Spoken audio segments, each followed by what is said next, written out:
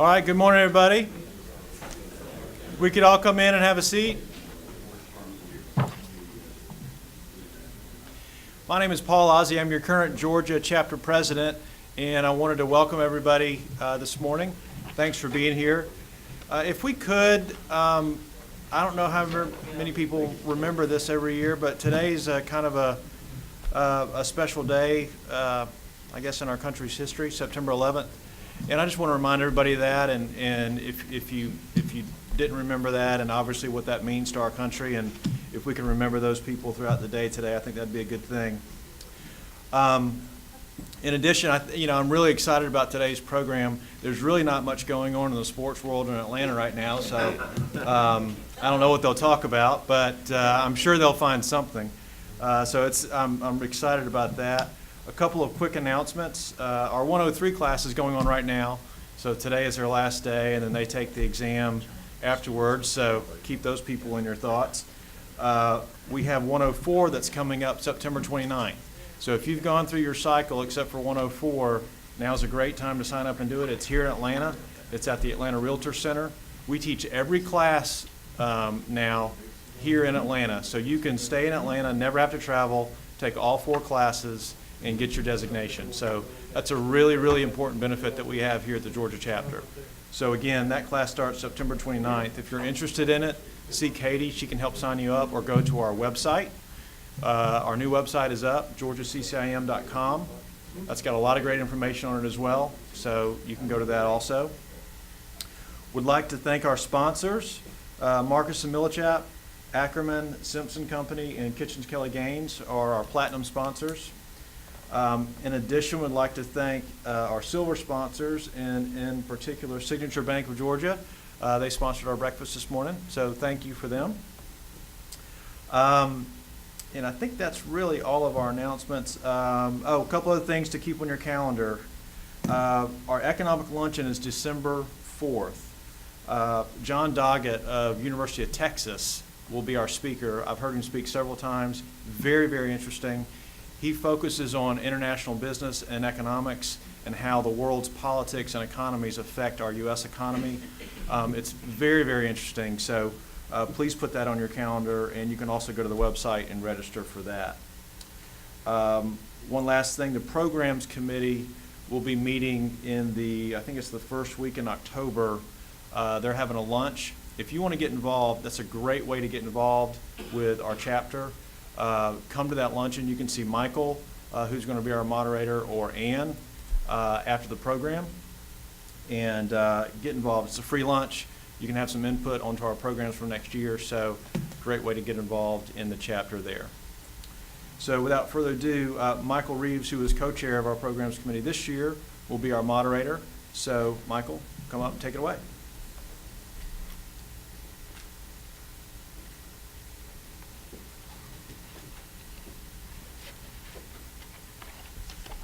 Thank you, Paul. Some would argue that over the last 20 years, there's been a significant cultural shift in the way we value our sports. It's evident in 24-hour sports talk radio stations, elite, grade school athletes, 9-figure endorsement contracts, and billion-dollar franchises. The game has changed. And this change has been reflected in the way we develop real estate. Whether it be amateur sports, collegiate, or professional, the way we design, build, and experience our sports facilities has been integrated in the way we live our lives. So we have some superstar panelists to discuss this subject. To my left is David Branch, senior partner of the Site Services Group and one of the developers and officers of the LakePoint sporting community. David received the Atlanta Business Chronicle Award for the Deal of the Year in 2011 for LakePoint. To his left, Charlie Cobb, the new Director of Athletics for Georgia State University. He comes to us with vast experience in developing sport complexes for schools. He did that very successfully for Appalachian State. And he's been in Atlanta a lot. So just because he hasn't been here, he's been involved in the Georgia Dome, the Peachtree Sports Classic, and many of the Final Four venues. Next to Charlie is Brand Morgan, CEO of Brand Properties. Brand was awarded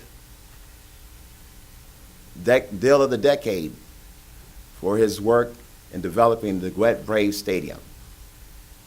And in April, they broke ground on the village at Coolray Fields.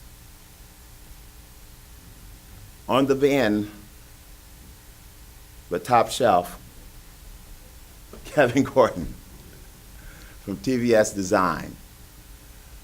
He just received a 2014 award as the best real estate design in Atlanta. So we'll start with Kevin. Kevin, come on up and tell us about College Football Hall of Fame. Thanks, Michael. By way of introduction, some of you may know the firm that I represent. I'm a design principal at TVS Design. Our former name was Thompson Ventulet Stainback. We were established back in '68. Bill Thompson, Ray Stainback, and Tom Ventulet, all three of who are still living. We bought them out about 15 years ago. And you probably know a lot of our work, from the TVS legacy, the Georgia Dome, the old Omni Arena, the Georgia World Congress Center. Fortunately, right now we're the local partner, but carrying most of the load on the new Falcon Stadium, which I'm not allowed to talk about. And trust me, you wouldn't want me to present it anyway. No, it's a fantastic experience for us to be involved in the new Falcon Stadium. It really is. I'm going to do a quick tour of the College Football Hall of Fame. We started this project as background about 5-6 years ago, and we were initially hired through Central Atlanta Progress just to do site selection, to take a look at a number of sites around Centennial Park for the possibility of luring this attraction to Atlanta from South Bend, and we were in competition with those nasty people in Dallas. It was interesting because we were in competition with Dallas to get the College Football Hall of Fame while Jerry Jones was on the board. So Jerry Jones was one of my clients for this, but all the while he's competing against me for the right to have this thing in Dallas. So it was a little strange. The best client on it was Archie Manning, and it was a real joy to work with Archie, on a regular basis. It was a fantastic experience. So anyway, I'll give you a quick little tour of it. We were lucky enough, again, 6 years ago, to be hired to do a number of site selection studies, but also through the good grace of Chick-fil-A. Chick-fil-A helped bankroll and help support a couple of years of actual visioning for this, kind of trying to decide what was the intent and mission of this. And of course it had to be a Hall of Fame, but it also had to be about entertainment. I mean, we knew it was going to be around Centennial Park, so it had to be an entertainment venue. One of the people who we were closely working with at the time, Gary Stoken, coined this word, which is just impossible to say, it was an edutainmuseum, which really kind of does summarize what it has to do. It has to educate, because you have to have a certain kind of core mission to it that allows school buses to come pull up every day and offload kids, and they can check boxes for doing core curricula. It has to be entertaining. It has to be a museum. So we adopted that as sort of our mantra. It has to be an edutainmuseum. And so with the help of Chick-fil-A, who flew us all around the country to talk to athletic directors, and some of the stories are just emotionally powerful about college football. We spent a couple of years doing visioning with a larger audience of athletic directors, people from the Atlanta Hall of Fame, who became the eventual people who formed the Atlanta Hall of Fame, our good friend John Stevenson, who now runs the Hall of Fame, was part of that mission. So we spent, again, a couple years, and it was actually interesting because when we finally started launching the thing seriously, of course, the economy tanked. And that was actually a benefit for the project. We all believed it would never go away, but in the downtime, in the soft time, again, courtesy of Chick-fil-A, we were actively flying around the country, talking to A&Ds, talking to potential sponsors to refine the mission of this. And I think, and I know this project is unbelievably successful and will be successful, I frankly think it has to do with the good grace of that 2-year sort of soft period that allowed us to really drill down on what's the emotional content of the Hall of Fame and what's the entertainment component of it. This was one of the early diagrams of it that started talking about what are the opportunities. And one of the things we wanted to do, and everybody wanted to do, was, again, relative to it being entertaining. Nobody wanted to force somebody through sort of an hour-and-a-half long forced march through the facility. That had to be flexible. It had to be, if you had 20 minutes, you could do something. If you had 2 hours, you could do something. And given its proximity to the George Wall Congress Center, that was pretty key. What we were trying to do was capture people who were attending seminars and conventions at the GWCC and were bored out of their minds, so they could run over and quickly kind of get a half-hour fix of college football. So flexibility and sort of a hub and spoke diagram of what you could do was really key to I think the operational and ticket selling success of this. Like I said, we looked at over a dozen sites around Centennial Park 5-6 years ago. There were 3 that settled out of the bag pretty quickly, which I hope I can do this. There was a site there was a site right here. We call it the Harris Street site. This was a fantastic opportunity. It was a vacant lot, and there was a lot of serious negotiation on purchasing this. The deal fell through. We then had a lot of discussion with trying to get that precinct sort of refined, the Pemberton Place precinct, relative to the new Civil and Human Rights Museum, the World of Coke. So we looked at a site pad here. At some point, it was 20 pounds of something in a 10-pound bag relative to Pemberton Place. So everybody sort of backed away from this, and that's when, fortunately, the good folks at the George Wall Congress Center coughed up what was known as the Green Lot site, which is the original site, which was the Green Lot parking. And so now that's where we are today. Interestingly, when we went into full design on the Harris Street site, and some of the attributes of the entertainment part of this building kind of got carried over to the Marietta Street site, so you can begin to see that the whole thing is lifted up in the air with a very, very active sort of restaurant retail component at the base. And originally, again, it's on the Harris Street site, it did surround a football field. So the visitor was always immersed in the act of sort of seeing a football. We all felt, or a football field, we all felt very, very strongly that the best thing about college football was a gorgeous fall Saturday afternoon. And we didn't want to put a visitor through a black box experience like a typical museum. We wanted the thing to be immersed in daylight, so you sort of celebrated daylight like a college football stadium does. And it always had to reference a playing field. So no matter where you were in the building, you had some reference to a playing field. So those core attributes about, a very vigorous retail and entertainment base, and then the whole experience being pulled up to upper levels, but surrounding a football field, were goals that we carried over to later on to the Marietta Street site. So when we moved over to Marietta Street, courtesy again of the GWCC, this was one of the first sketches, and it starts retaining the playing field. It does introduce some. We have to replace we couldn't lose the parking revenue, nor could GWCC lose the parking revenue from a Green Lot site. So that's about a 450 car deck. There was retail, restaurant and retail, and then sort of the whole experience on an upper level surrounds a playing field. And at some point, a physical link came into the GWCC at a later date.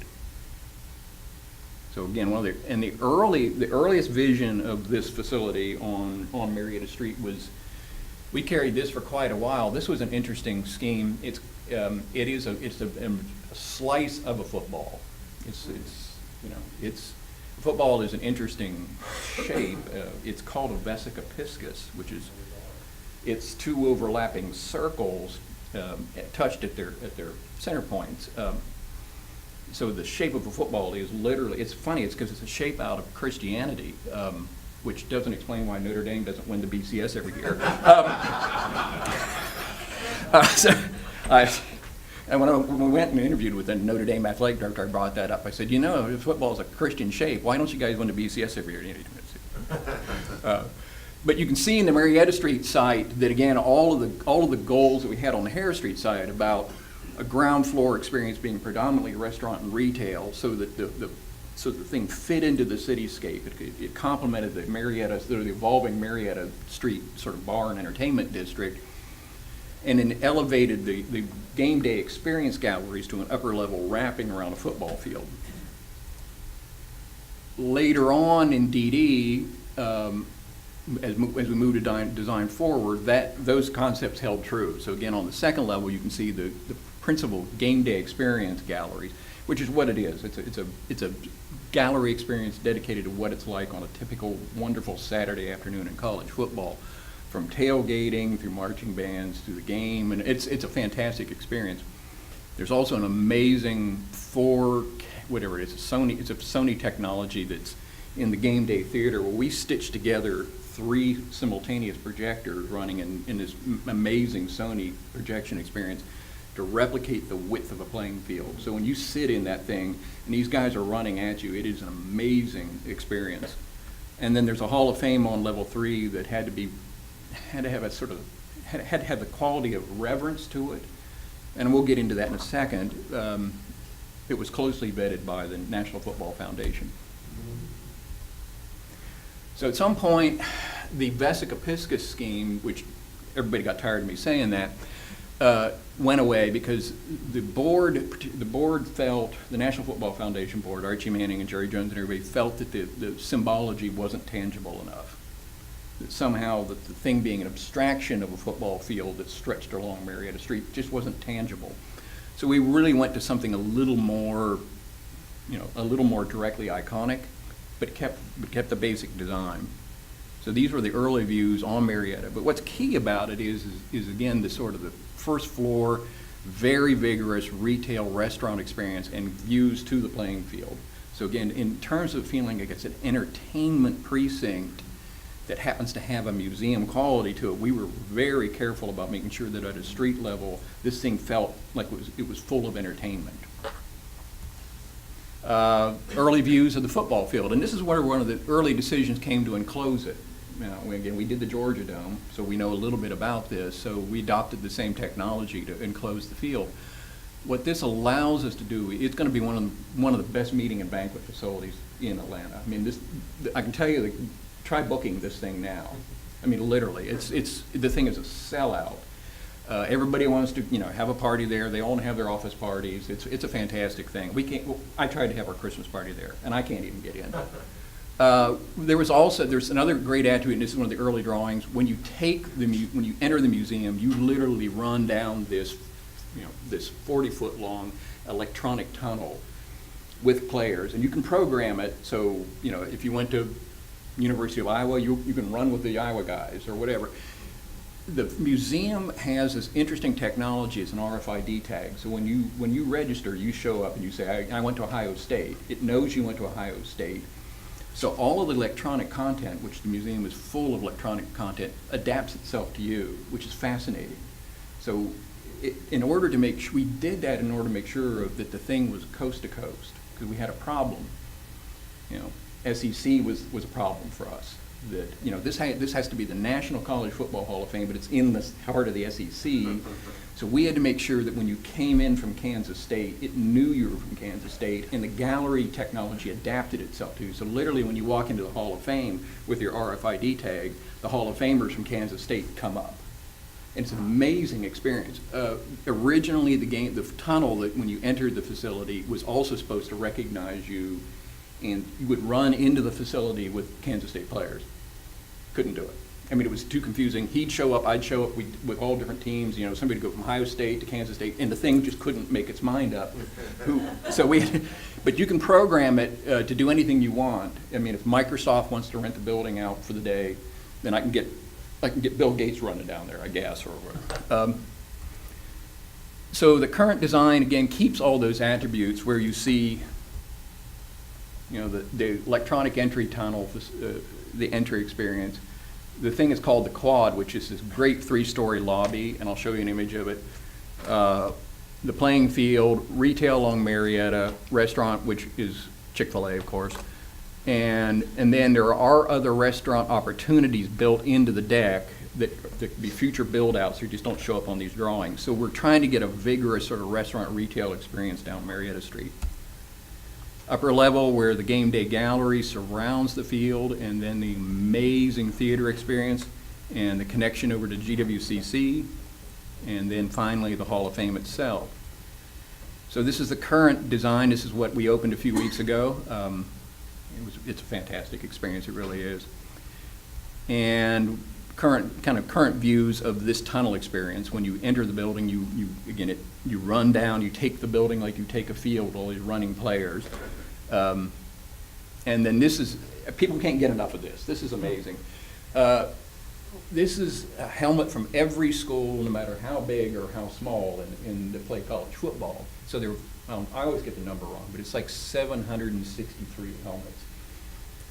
And again, with the RFID technology, when you walk in, it knows you. So if you again went to the university, if you went to Texas A&M, I don't know why anybody would go to Texas A&M, but if somebody went to Texas A&M, I can tell you Texas A&M's helmet is about right there, and it pulses and lights up. It's an amazing experience, and people, the problem with this thing is it's only been open a couple weeks, but the helmet wall is so successful, and now people just go into the lobby and sort of stand there, and or they get mesmerized by the helmet wall, and then they want to go play on the field, which is a real football field. You can punt, you can pass, you can kick, you can run through all the obstacles, and they never get around to apparently they're spending like an hour and a half, and they've never even gone upstairs to look at the gallery experience. So this is a shot of the Quad, an early rendering up the staircase looking back at the rotunda that has the game day theater and finally the Hall of Fame. Rendering of the field itself. Renderings of entry to the game day theater, the Hall of Fame, which is again a fantastic space. It has these virtual playing cards, which are really, really wonderful. They're life-size football people you can interact with. So again, you walk in with your Kansas State University RFID tag, or it shows Kansas State players. Or if you can come up and touch them, you say, I want to know all the great running backs, or I want to know all the great Hall of Famers from 1968, or I want to. And in addition to the playing card being interactive with you, then the upper halo of screens also start changing content relative to knowing that you went to Kansas State, and it also starts sort of understanding the nature of your questions. So from an interactive level and welcoming people from coast to coast, it is unparalleled in this country as an experience. And it will set trends. This is going to be one of those sort of visitor experiences that's going to be a benchmark for all museum experiences forward. View looking back south from Marietta with some of the opportunities for restaurant and retail embedded in the ground level, the parking deck that have yet to be built out. So if anybody wants to build one out, go see me later. And views of it as it opened a couple weeks ago. Yeah, that's me. And then this is opening day, and people just sort of standing around looking at the helmet wall, which I can't get enough of. So thanks. We're extremely proud of this project, and it was a great 6-year run for my studio, particularly, and also just was proud to be a contributor to that evolving museum and entertainment district down on Centennial Park. So thank you.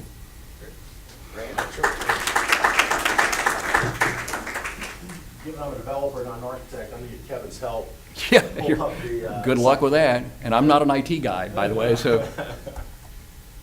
Well, while he's doing that, let me tell you, I've been to the Hall of Fame, and the only thing I can compare it to is when I was probably about 10 years old and I walked into the gates of Six Flags. Equate that to being an adult football fan, and it is spectacular. It's unbelievable. Let me go back to the master plan if we can before we get to the site plan. Which one is that? This one? Right there, right there. I'm so not an IT person. Oh, we got it. Perfect. That's me. Give it a few days. So, Brand Morgan, I run Brand Properties Development Group here in Atlanta.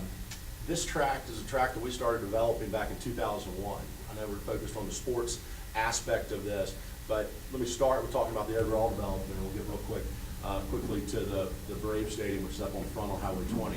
So this is 275 acres. We have fee simple residential in the back, townhomes, approximately 280 units. We have 1 million square feet of industrial, which are the 5 buildings that you see on the left.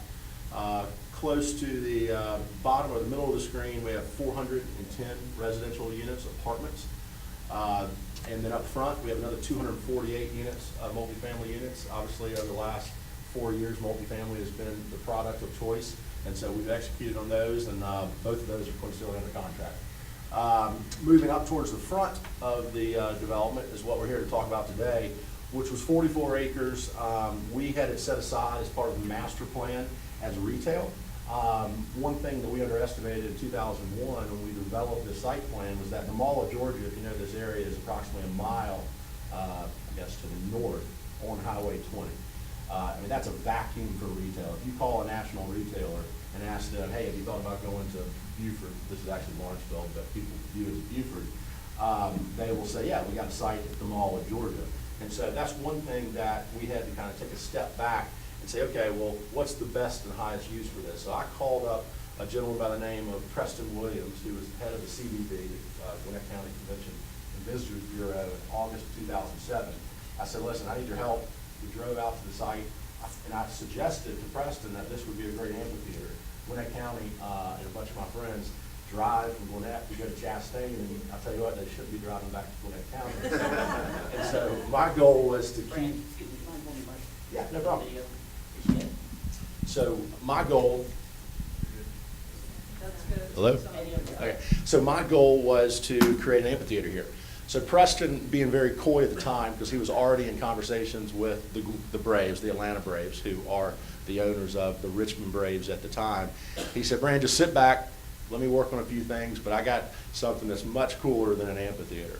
And so I waited, Grapevine started talking, and within a couple of months, we were really in the lead on acquiring the site. Obviously, it's a public process, so we had to compete against other guys in the market.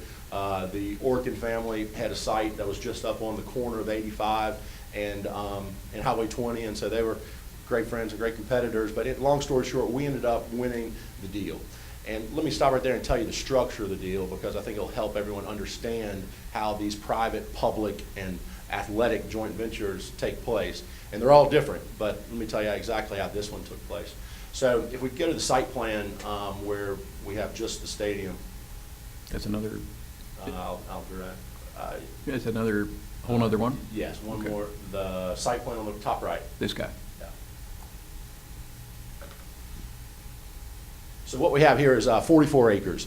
You can see that the majority of the property is parking, and obviously there's 2,500 cars that have to be parked on any given game day, and so that wraps around the stadium, and then we have retail up front with a hotel, office, and then along the right field towards the center field, we have our residential portion of the development, which is currently under construction. But back to the structure of the deal, Gwinnett County purchased the property from us. They bought the centerpiece, which is the footprint of the stadium, which was 12 acres. It got a little publicity from those that you follow the Gwinnett news that they overpaid and blah, blah, blah. It's an inside deal, and I was crooked and all this other stuff. But trust me, looking back on this deal as far as the economics, given the Great Recession, it has been a struggle, like all real estate deals have been over the last 5 years.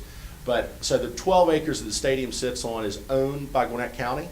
They built the stadium, also very publicly. They have $65 million. They overblew their budget by $20 million. I was not a part of that. I stood on the sidelines and helped them master plan it, because what they wanted to do was create what is a village feel. A lot of the minor league baseball stadiums that are being developed today have residential in the outfield, which I'll show you some pictures of the renderings that we're under construction currently on. But the key to the deal was the Braves signed the 25-year lease, and they have all the rights to the stadium. So if you could look at it and compare it to real estate, the Braves, the master lease, they lease the facility, they own the facility, or excuse me, they manage the facility, they manage the parking, and the CVB is just the conduit for Gwinnett County to get this facility built and constructed. So last time, and I won't make you go to another slide, but if we could actually go to the stadium package. And I have a couple of these, and I only brought about 10 of them, but if you'd like one, I can hand it out to you. This is a PDF of the package, which I have up here. Let me have you scroll down to probably page 8 of this package. You think I can do that? You can drag the toggle on the right and pull it down. There, that's fine. Keep on going. Yep. Let me stop here and tell you, and then we'll go to the next slide. So this is the master plan, and you can see on the bottom is the residential portion, which is under construction. If you can see the bottom corner here, this is actually the berm of the stadium. Our goal was to get the development as close to the stadium as possible, so that when you walk out on your balcony on any given afternoon where there's a Braves game, you can literally watch the game from your balcony. So imagine Wrigley Field when you think about how close this is to the stadium. On the same token, we designed the retail to, it's 30 feet between the field level and actually the platform on the back of the retail. And on the same note, when you walk through the front of the retail, which is up on Highway 20, you can draw directly to the field, through the building, and then you're standing inside the stadium. And so my goal as being the master developer was to have the patron not realize whether or not they were in the stadium or they were in my development, even though they're totally different capital structures and I have nothing to do with the stadium itself. We wanted the visitor not to understand the different components that make up this development. You can see on the top left of the screen, we have the hotel, which is 130 units. We're in talks right now with a couple of the hotel developers that hopefully we'll bring on site. So what I think is the most important thing about sport facility development is that they are a great amenity to any development. When you have a baseball field overlooking an office building or office views over or residential, it gets that tenant excited, but it doesn't seal the deal. And so I think one of the biggest challenges that any of these mixed-use developments with a sports facility has is that you have to have the core principles to make a good real estate deal before you think that you're going to get the tenants to come. For instance, in Cobb or the Cumberland deal, if a tenant is already in that market, they're not going to be able to just cancel their lease and jump over to the Braves Stadium. So the same dynamics that you have on a new development take place when you have a baseball component to the development. We had the first season started in 2009, and quite frankly, for the last 3 years, we've been working on buying distressed debt, which last time I was here, I talked to you all about that. And so there's no magical dust that go along with the sports facility. You have to have the principles of a good real estate deal on top of having the sports facility present to make it work.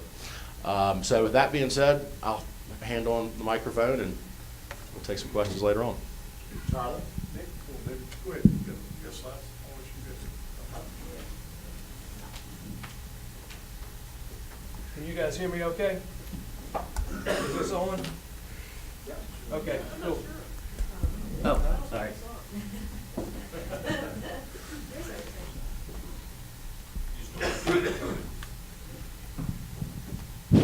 There we go. Is that better? Yeah. Okay, great. Guys, thanks for having me. I'm David Branch. My company is Site Services Group, and basically what we do, we say we help people find great sites. Our clients are typically developers and users and investors, and we do a lot of work acquiring, assembling development sites, entitling them, negotiating incentives, and then doing the disposition marketing for a lot of the out parcels, the retail, the hotel, the restaurant sites. The best career advice that I ever got was from my dad at a relatively young age, who simply told me, in thinking about a career, he said, "Son, follow your passion."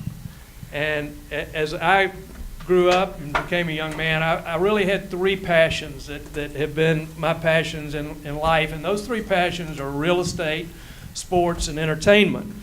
And very early on, Brad referenced going to Six Flags, and I can remember in high school and early college being absolutely mesmerized by the Six Flags over Georgia development, mesmerized by underground Atlanta. And at a very early age, I got interested in using and integrating sports and entertainment facilities into a real estate development to create a unique experience where hopefully families could come together and really have fun and enjoy themselves.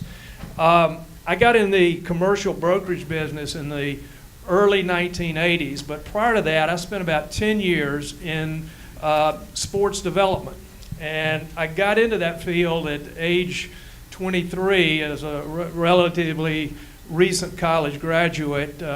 I took, for me, an extreme plunge, and at age 23, I bought the statewide franchise for Nautilus exercise equipment. It was the first Nautilus franchise that was ever sold in the United States. My father told me I had absolutely lost my mind, but I was convinced that this was going to change the world of fitness. And the demand for Nautilus equipment was phenomenal. We ended up setting up the intercollegiate fitness facility for Coach Paul Dietzel at South Carolina, the New Orleans Athletic Club. And in the early about 1973, we got approached by Felix Cochran and Johnny Gresham. So any of you folks out here with gray hair like me may remember Felix and Johnny, and they had acquired 120 acres at the intersection of I-75 and Windy Hill Road to develop the North by Northwest Office Park. And they were competing with Interstate North with Cousins, and they wanted to do something unique, and they wanted to develop that office park around a major sports and recreation facility. So they persuaded me and my older brother Barry, who at the time was running John Portman's development division, to buy 12 acres in the middle of their office park. And we built the Terminus International Tennis Club, which was 7 indoor tennis courts, 16 outdoor, swim facilities, Nautilus facilities, and it was a terrific club. It was selected by Tennis Magazine as one of the 50 greatest indoor tennis clubs in the country. We owned it and operated it for, I think, 8 years, opened in the mid-'70s, endured the recession of the mid-'70s, sold it, I think, in 1983, and when we sold it, my brother and I had lunch, and I looked at him and I said, Barry, this has been a great experience, not sure I would do it again, but I will tell you, if I ever do another sports-focused development, what we did is we came into the North by Northwest Office Park, which I viewed at that point as just an undeveloped desert, and we dropped an ocean in the middle of that desert with that sports facility. And we value enhanced all of the surrounding property. We time compressed the development cycle, but we didn't own it. We just owned our 12 acres. So I said to Barry, I said, if I ever get involved in another sports-focused development, I'm going to be sure the next time I own the ocean and I also own the beachfront property. So fast forward about 30 years, and really because of the collapse of the real estate and capital markets in 2008, my partners and I had the opportunity to acquire 1,400 acres in Bartow County on I-75, and can we pull up we're having a little AV problem, so I'm going to do sort of a hand puppet. But for those of you who are not familiar with the LakePoint Sporting Community Project, if you get on I-75 at OK Cafe and go north, it's about 25 minutes north. But when you cross the bridge over I-75, the world changes. You're in the middle of North Georgia mountain and lake country. And this project has 3 miles of I-75 interstate frontage, 2 full diamond interchanges at Emerson-Altoona Road and Red Top Mountain Road. The western border is US Highway 41. And we had the opportunity, because of the collapse in the real estate market, to buy this 1,400 acres at a really once-in-a-generation low land price, which you had to do in order to absorb the site development cost of taking Bartow County mountains and making it flat and build sports fields. A lot of people thought we had absolutely lost our minds, but it's been an amazing experience. There were about 10 different partners that had different areas of specialization that came together to do this project. The ones you guys would probably be most familiar with are Neil and Lee Freeman, who run the Watkins Development Group, Watkins Retail Group, absolutely terrific people. But we took this 1,400 acres, which was on its way back to the bank, and we remaster planned it, and the concept was very simple. It was to take this 1,400 acre desert and drop in as an ocean and the primary economic driver, the world's largest amateur youth sports complex. The property is being developed in 3 separate campuses, a south campus that's about 550 acres, a north campus that's a little over 600 acres, and an east campus on the east side of I-75 that's about 200 acres and ties directly into Lake Allatoona. To put it in perspective, the sports complex, and there'll be a south campus sports complex, a north and an east.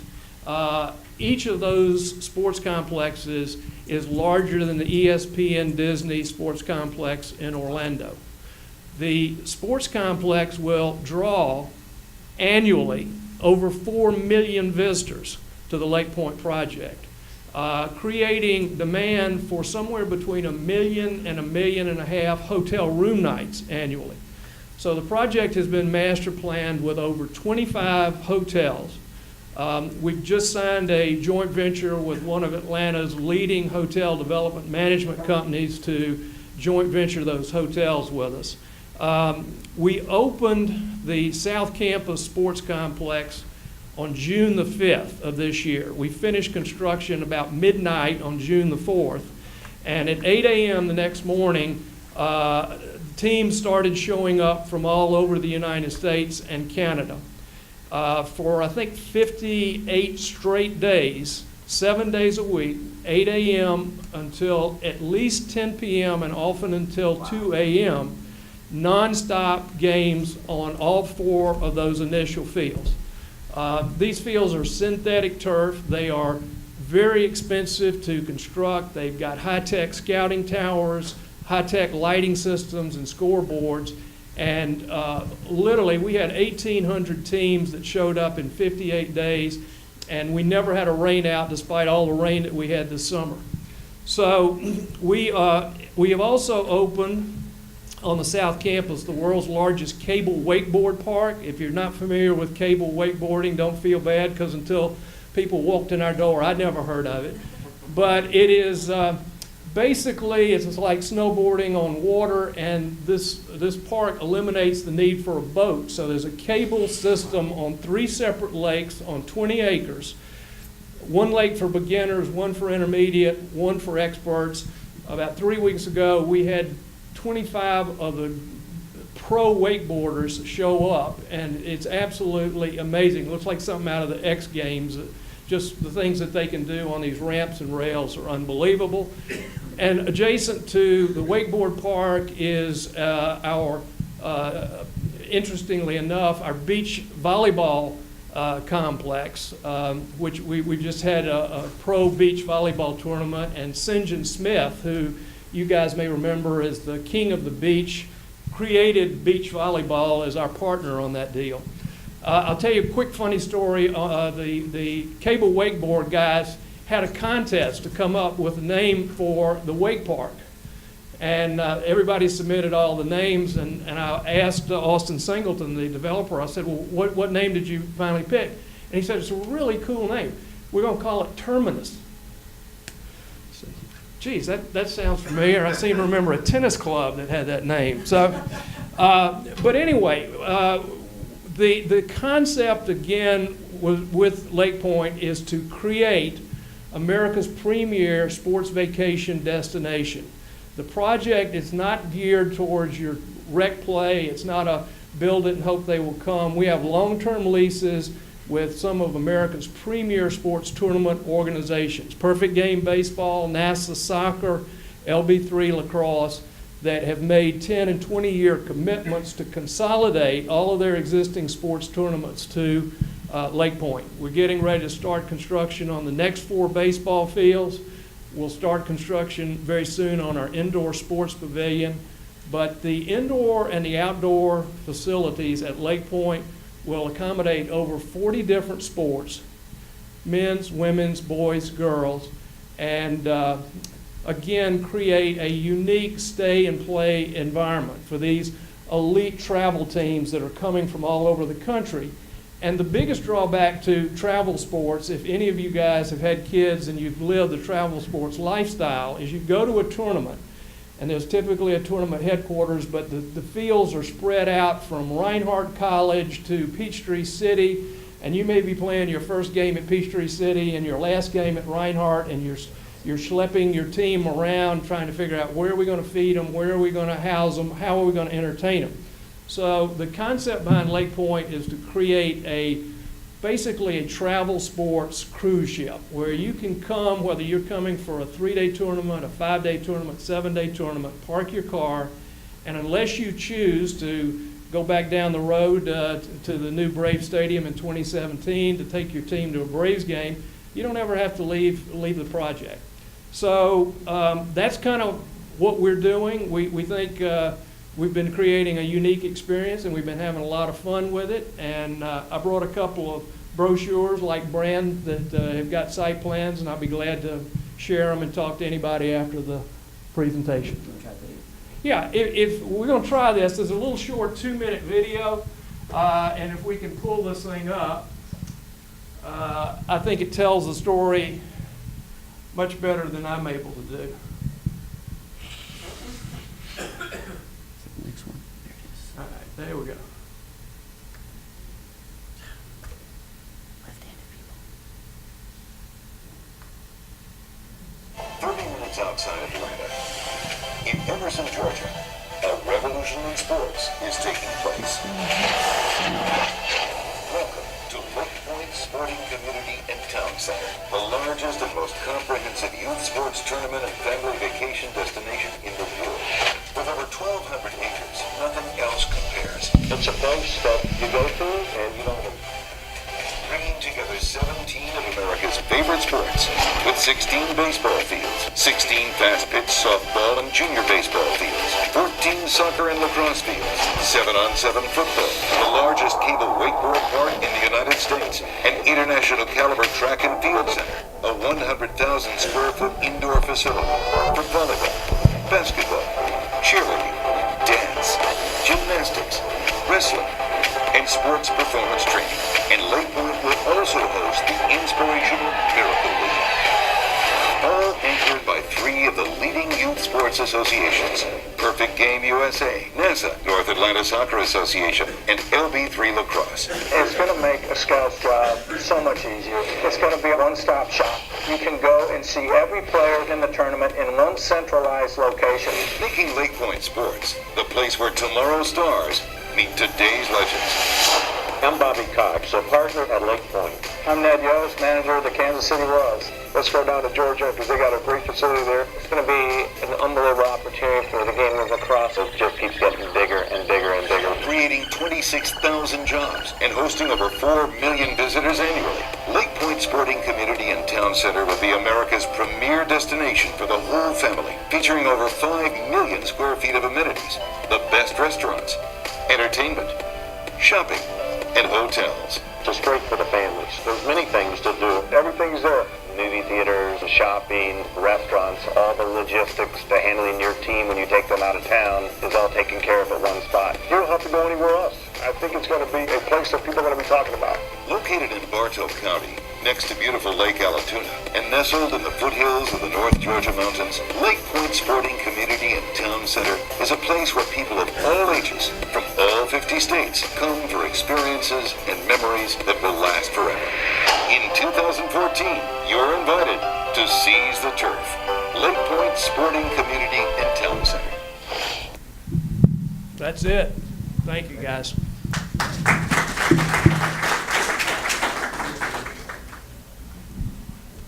If I'm not mistaken, we're a little short on time, so I'll go quick. I'm Charlie Cobb. I've been at Georgia State now for 3 weeks. And so the good news is for me, I lived in Atlanta for 7 years back in the 90s. Had the opportunity to work for the Atlanta Sports Council, the group that ran the Peach Bowl game before Chick-fil-A. Became involved in Weather Plate and was the title sponsor of the bowl. And then also had an opportunity for 8 years to work at my alma mater, NC State, before I went to Appalachian. And usually when you talk about Appalachian, if you're an Ohio State fan, you know Appalachian because of the Michigan game. So it's a lot of fun for us to travel around the world and travel the country. Part of the entertainment for me today, frankly, is I went to college. I wanted to be an architect. And I had the ability to play football in college as well. And there's a little thing called lab classes and practice in the afternoons. And the dean of the school of design said I had to pick one. And so fortunately for me, I had a second career choice and had a great college experience and was able to get involved in college athletics where I've been for 20 years.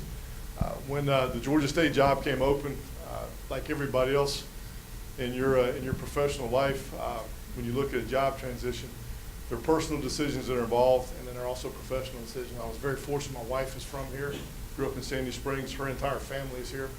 My kids get to go to school with their cousins, and so as a father, that's a pretty cool opportunity.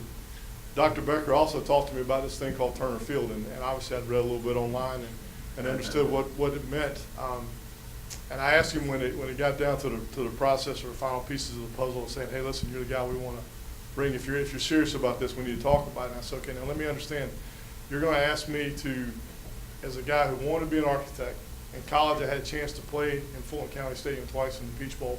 I worked the game at the Peach Bowl. I'm a lifelong Braves fan. It's the only professional team I care about. And you're going to tell me I get to be involved in a project that's going to build a football stadium, a baseball stadium, a softball field, tennis courts potentially, and a soccer stadium, all around everything you guys heard and what you guys deal with every day." He said, "Not only am I going to look somebody to be involved, I want you to lead that project." I said, "Great." I said, "And you're going to pay me to do this as well?" And so that was a big piece for me. I think, candidly, for us, and a personal challenge is everybody from if you have an interest in Georgia State or even if you heard about the project, it's revitalized, I think, a lot of thought processes about Georgia State as a university. But the idea is it's not a guarantee, and it's certainly something that's at least 2, maybe 3 years away from even being a reality. First, the Braves have to say they're leaving and actually sign the documents. It's obviously an assumption that it's going to occur, and then we've got to get busy on our end. So I think the exciting part of the project, frankly, is that if you're down in downtown Atlanta, especially on campus on a daily basis, it's an urban environment. There are a lot of misnomers, frankly, with Georgia State that I think the campus has to walk through. As an example, everybody talks about being a commuter school. If I told you today there's 32,000 students at Georgia State, somebody said, "Well, what's the mix of undergrads or graduates?" Everybody said, "Well, it's probably 50-50, or it's probably 75 graduates, 25% undergraduates." There are 25,000 undergraduate students at Georgia State. There are only 7,000 grad students.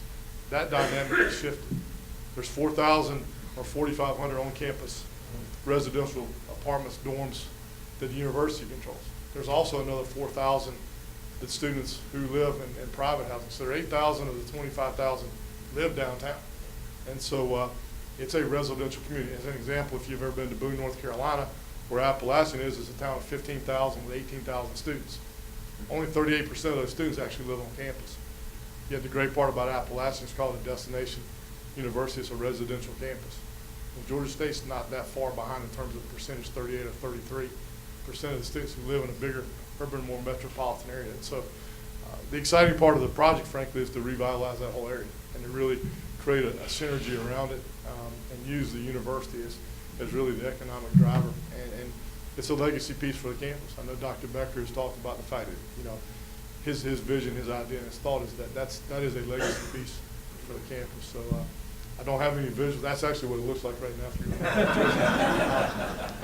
But I was able to go back to NC State and be involved in a thing called the RBC Center. It was Entertainment Sports Arena when we first started, and then we did about $75 million worth of athletic projects at Little Appalachian, I like to refer to it. So sports is a big part of the university life. You guys get into the commercial, the business side of it. For us, it's really what we refer to as student athlete experience. With 400 kids who play sports, we want to make sure their experience is incredibly positive from an athletic standpoint, an academic standpoint, but also this great life skill called social responsibility that we all, when we were 18 to 22 years old, we never made a mistake, we never did anything wrong, we never got in trouble, yet we've all had valued lives and very successful lives, most of us anyway. We're trying to teach those same life skills on a daily basis, and it's a great part about what I get to do. I tell people all the time, the name on the front of the jersey means a lot. The story comes from the name on the back. And that's why I do what I do. You know the stories of the investment of kids that are able to put their name on the back of a jersey and go out and compete and play and have that experience. That's the intrinsic value of what college athletics brings to the campus. So I appreciate the opportunity to be here today. And actually, this is one of the few places I knew where to get to in Atlanta because I used to live 2 miles from here. So it's changed a little bit. I rode around this morning. It's changed a little bit. But thank you.